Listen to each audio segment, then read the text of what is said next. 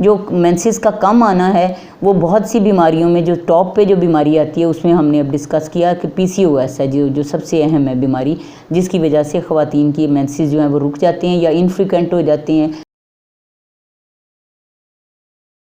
मेरा नाम डॉक्टर रुबीना ज़ेब है। मैं रिसेंटली चीफ कंसल्टेंट गायनेकोलॉजिस्ट के तौर पे एक सरकारी अस्पताल में 35 साल अपनी खिदमत देने के बाद रिटायर हुई हूँ। तकरीबन 3-4 साल से मैं बाकायदगी के साथ लाइफलाइन हॉस्पिटल में शाम को मैं प्रैक्टिस करती हूँ। मेरी ग्रेजुएशन जो है MBBS जो मैंने किया वो फैसलाबाद में मेडिकल कॉलेज है, पंजाब मेडिकल कॉलेज, और मैं अपनी कॉलेज की बेस्ट ग्रेजुएट थी और गोल्ड मेडलिस्ट थी।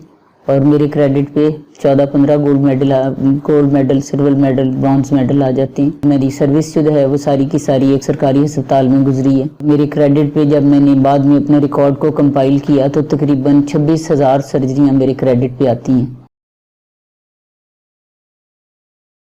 माहवारी के मसाइल जो हैं उनमें से सबसे अहम मसला जो ख़वातीन को तकलीफ़ दे है वो एक तो ये है कि मेंसेस रुक जाते हैं, 2-2, 3-3 महीने तक मेंसेस नहीं आते हैं, और अगर उसके बाद आते हैं तो बहुत ज़्यादा आते हैं। फिर ऐसी ख़वातीन हैं जिनको हर माह जो मेंसेस बहुत ज़्यादा आते हैं। तो ये दोनों मसाइल सबसे ज़्यादा देखने में आते हैं। जो मेंसेस का कम आना है वो बहुत सी बीमारियों में जो टॉप पे जो बीमारी आती है उसमें हमने अब डिस्कस किया कि पीसीओएस है जो सबसे अहम है बीमारी, जिसकी वजह से ख़वातीन की मेंसेस जो हैं वो रुक जाते हैं या इनफ्रीक्वेंट हो जाते हैं। 2 महीने के बाद आए, बहुत कम आए, या 3 महीने के बाद आए, और बाज़ ऐसे भी हैं कि जिनको 6-6 माह तक नहीं आते।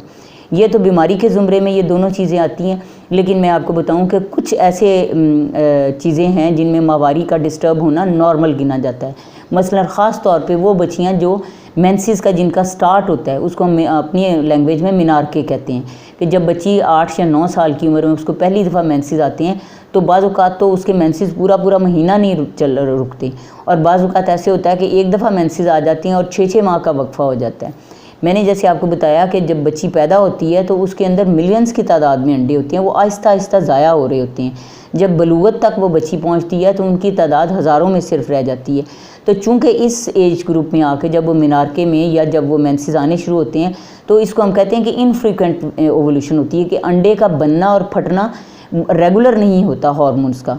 तो इस वजह से उस बच्ची के हार्मोन, तो ये माएँ आम तौर पे उस एज ग्रुप में जब आती हैं तो उनको हम सिर्फ रीएश्योर करवाते हैं कि इस एज में आके आप किसी किस्म का बच्ची को कोई हार्मोन्स नहीं देंगे।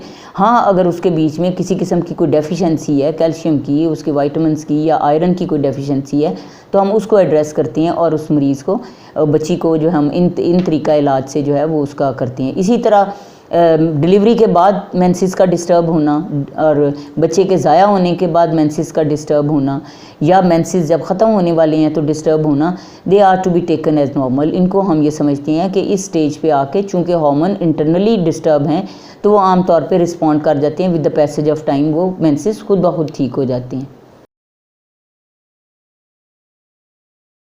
अयाम की बेकायदगी में हार्मोन्स का इस्तेमाल किसी हद तक जो है वो दुरुस्त भी है, लेकिन बेजा इस्तेमाल और उसका बहुत लंबा इस्तेमाल और कुछ ऐसी प्रेपरेशंस जो तकलीफ़ दे हैं, जिनके मुज़र असरात हैं, और बाज़ औक़ात देखा गया है कि उनका लंबे इस्तेमाल की वजह से जिस्म में गिल्टियाँ बाज़ जगह पे बन जाती हैं, जिनमें ब्रेस्ट भी है और ओवेरियन आपकी ओवरीज़ भी आ जाती हैं, अंडेदानियाँ भी आ जाती हैं। तो बेजा इस्तेमाल जो है वो आप किसी डॉक्टर की ज़ेरे निगरानी उन हार्मोन्स को इस्तेमाल करें। याम ज़्यादा जो हैं वो आम तौर पे बच्चेदानी के अंदर एक रसौली होती है जिसको हम फाइब्रॉइड कहते हैं। फाइब्रॉइड की मौजूदगी की वजह से जहाँ और बहुत सी पेचीदगियाँ, जैसे औरत बांझपन का शिकार होती है या वज़न की वजह से उसको पेशाब की या पखाने की भी तकलीफ़ हो सकती है, उनमें एक अहम जो उसका तकलीफ़ दे बात है वो यह कि औरत को हर माह अयाम जो हैं वो आते तो टाइम पे हैं, लेकिन उसको बहुत ज़्यादा मेंसेस आते हैं।